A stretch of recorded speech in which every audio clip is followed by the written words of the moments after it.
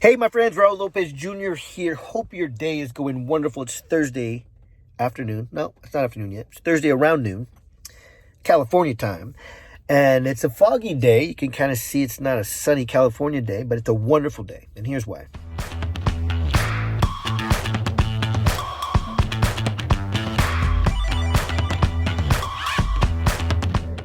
Overthinking. I got a message for you about overthinking, concerns, unnecessary concerns, and worry and anxiety. And I hope what I share with you right now connects with you here and here, because here is what matters. All right, I'm having fun. Okay. I'm preparing,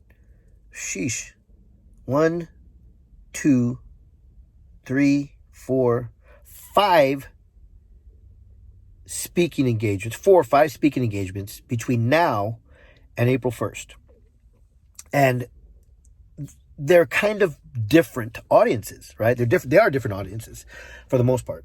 And so I've been preparing, okay, who is this audience, right? Who am I speaking to at this audience, understanding who they are and bringing to them a certain message per se. Who is this next audience? What am I bringing to them? What is this event about? What do I bring? How do I give the most, just value, I guess is the right word for that. And I've been writing different things down, and I should say this and I should say that, and they need to hear this and they need to hear that. And then I realized this morning in a conversation that I had, something that somebody told me years ago that I often forget. Just give your God-given wisdom. How did I realize that? I want to tell you. I ran into this young guy this morning, and I said, hey, how you doing? I see him every once in a while randomly around my neighborhood, 7-Eleven, at the gym, wherever I'm at. He just lives in my neighborhood. And I ran into him, and I always say hi to him, but we've never really talked. And I asked him a question this morning because I noticed that he worked for a certain company, and somebody I know is looking to get a job in that industry. So I stopped him. I go, hey man, how you doing? A little bit of chit chat. Nice to see you. I saw that you work for this company, and I know somebody that's trying to get in that industry. Got any advice around here of where they can get in? And so we talked about that, and the conversation of that one question turned into him telling me about his life. He's 24 years old. And he told me that he just got out of prison about 3 months ago. And that he's of his certain mind when he got out that he wants to grow and he wants to change his life. He told me how proud he is that unless he tells somebody he's been in prison, nobody notices. And it's true. I didn't know. I had no idea. By looking at him, by talking to him, I had no idea.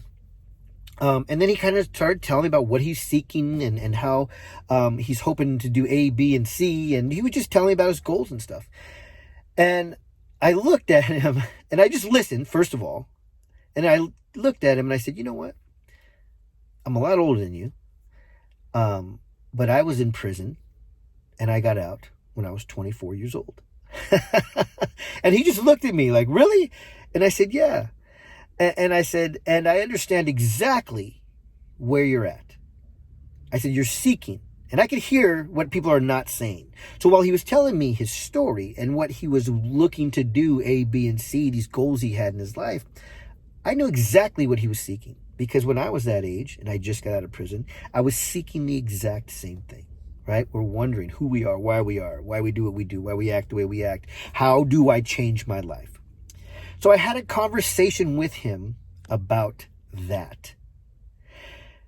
Quick conversation. I mean, this whole thing happened in maybe 15 minutes.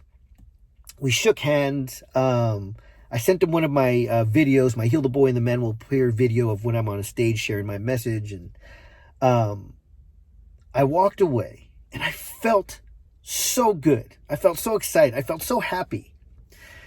And I realized, I just said, I've been trying to take notes and write down what audience am I speaking to and how can I help them, and all of these things, getting anxiety about it, like, am I going to say the right thing, am I not? And then it comes down to this: regardless, it's good to know your audience. We have to know our audience. But what it comes down to is, what is your message for the world? What wisdom do you have that when you pass it on, it'll change somebody's life? What experience, what God-given wisdom do you have that when you pass it on, it'll change somebody's life? And what I realize is that's the core. I have a message. I have God-given wisdom, life experience, the good, the bad, and the ugly, that I can share with people. And let me tell you, that's the core message that I have. And can I take those lessons and mold them to a corporate meeting? Yes. Can I take that same message and mold it to a self-development meeting? Yes. Can I take it and mold it to a business growth event? Yes. Your core message, with just a few little tweaks, will change people's lives. Why? Because people want things. They think they want A, they think they want B, but they might need C. So always give them a little bit of what they want. But more importantly, give them what they need, what they don't even know that they need. And that's internal work. I hope you listened to this whole video. It's already almost 7 minutes. I try to keep them short, but it was a powerful message for me. So I wanted to share it with you. Enjoy the day. Raul Lopez Jr.